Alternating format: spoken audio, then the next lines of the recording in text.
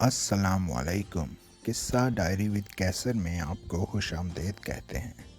تو آئیے چلتے ہیں آج کی کہانی کی طرف۔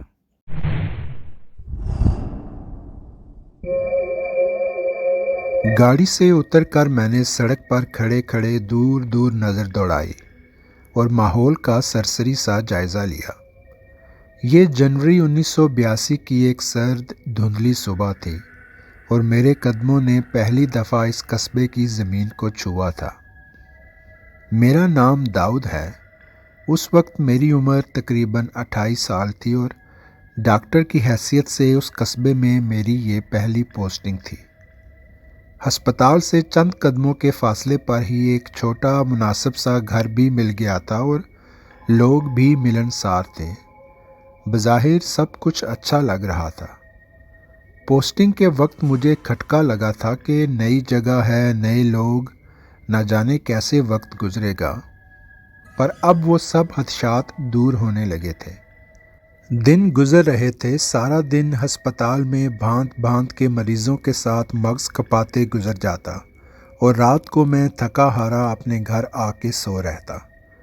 کوئی غیر معمولی واقعہ تو نہ تھا، بس ایک چیز جو مجھے متجسس کیے ہوئے تھی، وہ میرے گھر سے جڑا پرانا پراسرار سا ایک گھر تھا اور اس گھر کے آنگن میں بنی وہ 4 قبریں تھیں۔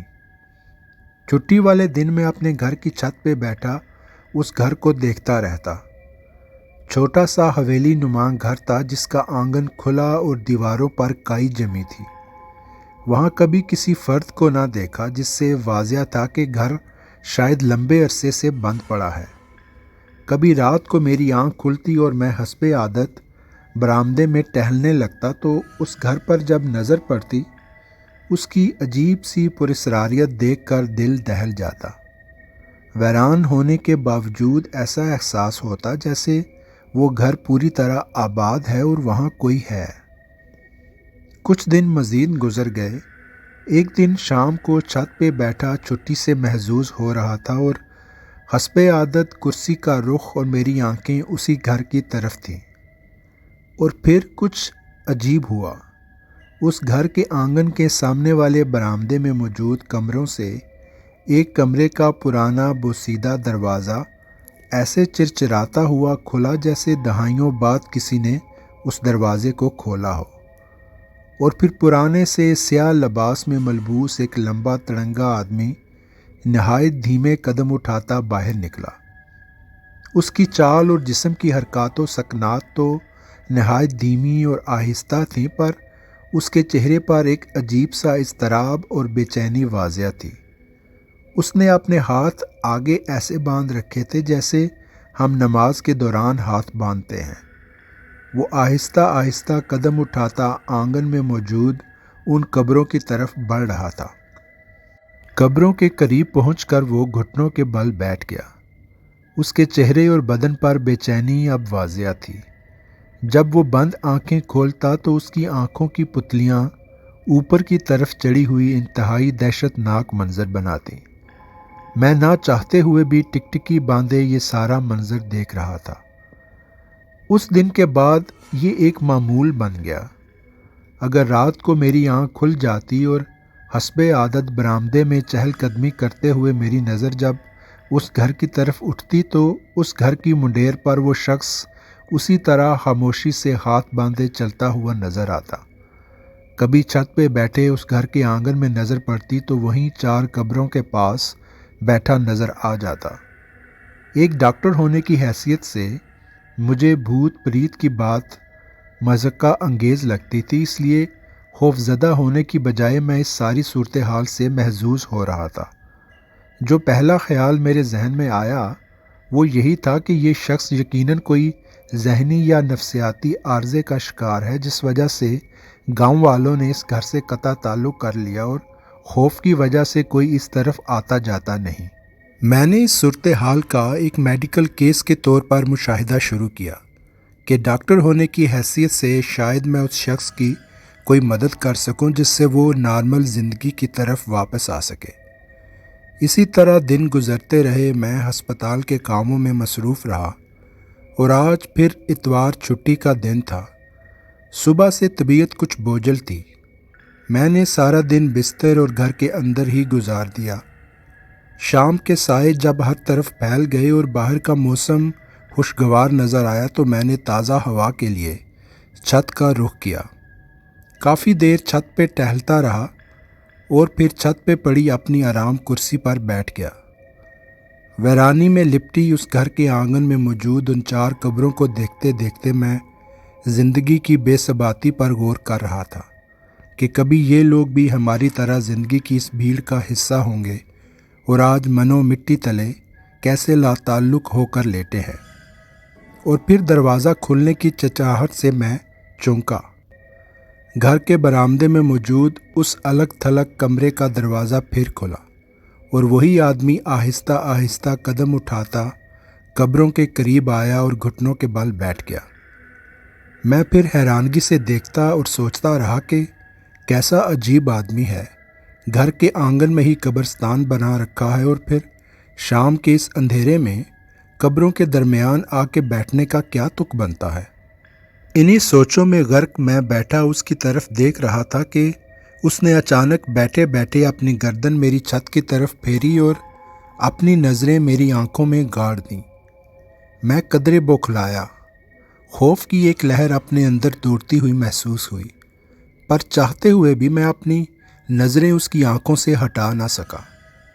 اس کے چہرے پر ایک شفقت بھری مسکراہٹ تھی، جیسے کہنا چاہ رہا ہو کہ ڈرو مت، میں تمہیں کوئی نقصان نہیں پہنچاؤں گا۔ نہ جانے کتنی دیر میں بت بنا اس کی نظروں کے ساتھ بندھا رہا، اور پھر میں نے اپنے وجود کو جھنجھوڑا اور اپنے آپ کو سنبھالتے ہوئے تیز تیز قدم اٹھاتا نیچے کی طرف بھاگا اور اپنے کمرے میں پہنچا۔ میری سانسیں بے ترتیب اور جسم پسینے سے شرابور ہو رہا تھا۔ میں نے اپنے آپ کو سنبھالا۔ پانی پینے کے بعد میں ابھی بیٹھا ہی تھا کہ باہر دروازے پر دستک ہوئی۔ میں چونک کر کھڑا ہو گیا۔ اس وقت کون ہو سکتا ہے؟ میں تو یہاں کسی کو جانتا بھی نہیں۔ میں انہی سوچوں میں گم تھا کہ ایک بار پھر دستک ہوئی۔ میں چونکا اور تذبذب کی حالت میں دروازے کی طرف بڑھا۔ کون ہے؟ میں نے بلند آواز میں پوچھا۔ ڈاکٹر صاحب دروازہ کھولیے، میں ہوں، باہر سے ایک اجنبی گمبھیر سی آواز نے جواب دیا۔ ڈاکٹر صاحب کہہ کر بلانے پر مجھے قدرے حوصلہ ہوا کہ ضرور کوئی ہسپتال سے ہوگا، شاید کوئی ایمرجنسی کیس آ گیا ہو۔ میں نے دروازہ کھولا تو میں حیرت سے بت بنا سامنے کا منظر دیکھتا رہ گیا۔ وہی مسکراہٹ لیے وہ میرے سامنے کھڑا مجھے دیکھ رہا تھا، آنکھوں میں عجیب سی ویرانی اور بے چینی، پر چہرے پر ٹھہراؤ اور مسکراہٹ۔ میں آپ کا پڑوسی ہوں ڈاکٹر صاحب، سوچا آج آپ سے ملاقات ہی ہو جائے۔ اندر آنے کو نہیں بولیں گے آپ؟ اس نے نرمی سے کہا اور میں نے چونک کر دروازے سے ہٹتے ہوئے اسے اندر آنے کی دعوت دی۔ وہ سامنے کرسی پر بیٹھ گیا۔ میں اپنی بوکھلاہٹ کو چھپاتے ہوئے اپنے آپ کو سنبھالنے کی کوشش میں تھا تاکہ اس سے مناسب انداز میں بات ہو سکے اور اس کی ذات سے جڑی پراسراریت کا راز کھل سکے۔ میں معذرت چاہتا ہوں، میں چھت پہ بیٹھا آپ کو دیکھ رہا تھا، امید ہے آپ نے برا نہ منایا ہوگا۔ میں نے جھجکتے ہوئے بات کا آغاز کیا۔ وہ ہلکا سا مسکرایا اور بولا، آپ ایک ہمدرد انسان ہیں ڈاکٹر صاحب، اس لیے آپ کی نظر پڑ گئی، ورنہ ہم جیسوں کو کون دیکھتا ہے، ہم تو بس اندھیروں میں سر پٹکتے رہتے ہیں۔ اس کی باتیں گمبھیر مگر لہجہ کافی شفقت بھرا تھا، اس لیے میں نے ہمت کر کے اپنے تجسس کا اظہار کیا۔ آپ کے صحن میں موجود وہ 4 قبریں کیسی ہیں؟ گھر کے اندر قبروں کی موجودگی قدرے عجیب بات ہے۔ میری بات سن کر وہ فضا میں گھورتے ہوئے مسکرایا اور بولا، وہ میرے خاندان کے لوگ ہیں، میرے ماں باپ، بہن بھائی۔ فضا میں گھورتے ہوئے وہ بولتا چلا گیا جیسے اپنا دل ہلکا کرنے ہی آیا تھا۔ میرا نام نادر ہے۔ بچپن تو میرا عام بچوں جیسا ہی تھا، پر جیسے ہی جوانی کی دہلیز پر قدم رکھا تو کسی عجیب و غریب بیماری یا شیطانی قوت نے مجھے چاروں طرف سے گھیر لیا۔ عجیب و غریب آوازیں سنائی دیتیں وہ منظر اور واقعات بھی نظر آتے جن کی کوئی حقیقت ہی نہیں تھی۔ کبھی میں دیکھتا میرے گھر والے مجھے مار ڈالنے کی منصوبہ بندی کر رہے ہیں، کبھی ایسا لگتا میرے ماں باپ بہن بھائی مجھ پر ہنس رہے ہوں۔ دل کے ایک کونے میں یہ بات سر اٹھاتی تھی کہ یہ سب وہم ہے۔ ماں باپ نے علاج کے لیے بہت بھاگ دوڑ کی پر بے سود۔ پھر مجھے ایسا لگنے لگا کہ اگر مجھے زندہ رہنا ہے تو اپنے ماں باپ بہن بھائی کو موت کے گھاٹ اتارنا پڑے گا۔ یہ آوازیں مجھے ساری ساری رات سونے نہ دیتی، اور پھر ایک رات تیز دھار چھری سے اپنے ماں باپ اور بہن بھائی کو نیند میں ہی پے در پے وار کر کے موت کے گھاٹ اتار دیا۔ خود بھی اس شیطانی قوت کے زیر اثر نہ جانے کہاں کھو گیا۔ گاؤں والوں کو اگلے دن میرے خاندان والوں کی لاشیں ملیں تو انہیں گھر کے صحن میں ہی دفنا دیا گیا، کیونکہ اس گھر میں اب کوئی فرد بچا ہی نہیں تھا۔ میرے بارے میں کسی کو خیال ہی نہیں آیا۔ میں تب سے ہی بھٹک رہا ہوں۔ میں دم بہت بیٹھا اس کی باتیں سن رہا تھا۔ مجھے یہ سب ایک خواب سا لگ رہا تھا۔ پھر وہ میری طرف مڑا۔ ڈاکٹر صاحب، مجھے آپ ایک ہمدرد انسان نظر آئے۔ یہ گاؤں والے تو میرے گھر کی طرف دیکھتے ہی نہیں۔ آپ سے ایک گزارش ہے، اگر آپ مدد کر سکیں۔ جی فرمائیے، میں نے جواب دیا۔ اگر آپ کل گاؤں کے چند افراد کو لے کر میرے گھر آ جائیں اور وہ میری حالت دیکھ لیں تو مجھے یقین ہے کہ کچھ ایسا انتظام ہو جائے گا کہ ان قبروں میں پڑے میرے ماں باپ بہن بھائی کی روحوں کو بھی امن مل جائے گا اور میں بھی اندھیروں میں بے چین بھٹکنے سے بچ جاؤں گا۔ میں نے فوراً حامی بھر لی۔ ضرور، میں ضرور آپ کی اور آپ کے گھر کی آبادی کے لیے ہر طرح کی مدد کے لیے تیار ہوں۔ میری بات سن کر اس کے چہرے پر اطمینان کے آثار واضح تھے۔ وہ بولا، کل شام سے پہلے پہلے آپ گاؤں کے چند افراد کو لے کر میرے گھر تشریف لے آئیں۔ بس سیدھا اسی کمرے میں آئیے گا جس کمرے سے آپ مجھے نکلتے ہوئے دیکھتے ہیں۔ میں نے اس بات میں سر ہلا دیا۔ پھر وہ اچانک اٹھا اور بغیر کوئی بات کہے باہر کی طرف چل دیا۔ میں حیرت میں ڈوبا اسے جاتے ہوئے دیکھتا رہ گیا۔ دروازہ بند کیا اور واپس اپنے بیڈ پہ لیٹا۔ ساری رات میں یہی سوچتا رہا کہ گاؤں والوں کو کیسے اکٹھا کروں، میں تو یہاں کسی کو زیادہ جانتا بھی نہیں۔ اور پھر رات کے کسی پہر مجھے اپنے ہسپتال کے چوکیدار رحیم کا خیال آیا۔ اچھا دیندار بزرگ آدمی تھا، مجھ سے بھی اچھی دوستی تھی، اور اپنی ساری عمر اس نے اسی قصبے میں گزاری تھی۔ وہ یقیناً نادر اور اس گھر کے بارے میں جانتا ہوگا۔ اگلی صبح ہسپتال پہنچتے ہی میں نے رحیم کو اپنے کمرے میں بلایا اور اس گھر اور نادر کی ساری روداد اس کے سامنے رکھ دی۔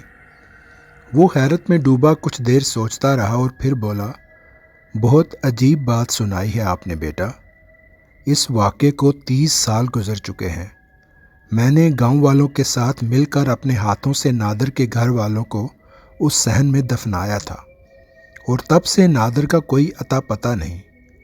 ہم لوگ تو یہی سمجھ رہے تھے کہ کہیں مر کھپ گیا ہوگا، اور ان 30 سالوں میں اس گھر میں کسی نے کچھ دیکھا ہی نہیں، تو پھر یہ کیسے ہو سکتا ہے؟ بس اب یہ آپ کی ذمہ داری ہے رحیم بابا۔ آج گاؤں کے کچھ لوگوں کو لے کر ہم نے اس گھر میں جانا ہے اور اس معمے کو حل کرنا ہے۔ میں نے رحیم کو صاف لفظوں میں بتا دیا۔ آپ فکر نہ کرو بیٹا جی، میں عصر کی نماز کے بعد مسجد کے امام صاحب اور چند دوسرے بزرگ لے کر وہاں پہنچ جاؤں گا۔ سب سمجھدار اور دیندار لوگ ہیں، یقیناً کوئی بہتر مشورہ دیں گے۔ رحیم کی بات سن کر میں مطمئن ہو گیا، اور پھر عصر کی نماز کے بعد میں رحیم بابا کے ساتھ مسجد کے امام صاحب اور گاؤں کے دوسرے افراد کو لے کر اس گھر کے سامنے پہنچا۔ سب یہ دیکھ کر حیران ہو گئے کہ دروازہ پہلے سے ہی کھلا تھا۔ سب اندر داخل ہوئے اور پھر میں نے اس کمرے کی طرف اشارہ کیا جہاں نادر نے مجھے آنے کو کہا تھا۔ سب کمرے کی طرف چل پڑے۔ دروازے کو کھولا گیا اور اندر عجیب سی ویرانی اور گہری سرد خاموشی کے علاوہ کچھ نہ تھا۔ سب دم سادے ادھر ادھر دیکھ رہے تھے، اور پھر کسی نے کمرے میں چھپے تہخانے کو جاتی سیڑھیوں کی طرف توجہ دلائی۔ سب باری باری سیڑھیوں سے نیچے اترتے تہخانے میں اترے اور اندھیرے میں ادھر ادھر نظر دوڑانے لگے۔ ویران اندھیرے میں کافی دیر ادھر ادھر دیکھنے کے بعد ایک کونے میں پڑی وہ کرسی دکھائی دی تو سب خوف و حیرت سے پھٹی آنکھیں لیے اس منظر کو دیکھتے رہ گئے۔